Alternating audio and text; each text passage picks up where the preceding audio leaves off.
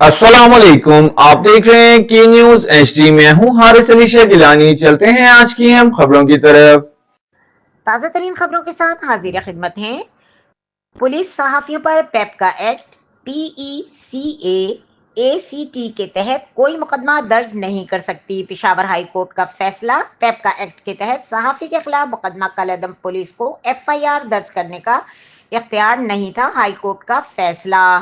Peshawar high court ने मर्दान से ताल्लुक़ रखने वाले सहाफ़ी मोहम्मद जाहिद के खिलाफ पेप्का एक्ट के तहत दर्ज मुकदमे को मावराए कानून करार देते हुए FIR खारिज कर दी। अदालत ने वाज़ेह किया कि पुलिस को पेप्का एक्ट समेत ताज़ीरात पाकिस्तान के दफा 20, 500 और 506 के तहत मुकदमा दर्ज करने का कानूनी अख्तियार हासिल नहीं। Division bench justice Sahibzada Asadullah Khan और जस्टिस फराज जमशेद पर मुश्तमिल था, जिसने ये फैसला सुनाते हुए कहा कि सहाफ़ी के खिलाफ दर्ज मुकदमा कानून के दायरे से बाहर था, लिहाजा उसे फौरी तौर पर खारिज किया जाता है। दरखास्त गुजार सहाफ़ी मोहम्मद जाहिद की कानूनी मुआवनत मारूफ कानूनदान नजमुद्दीन खान एडवोकेट ने की, जिन्होंने दलाइल देते हुए अदालत को मुकम्मल तौर पर मुतमईन किया।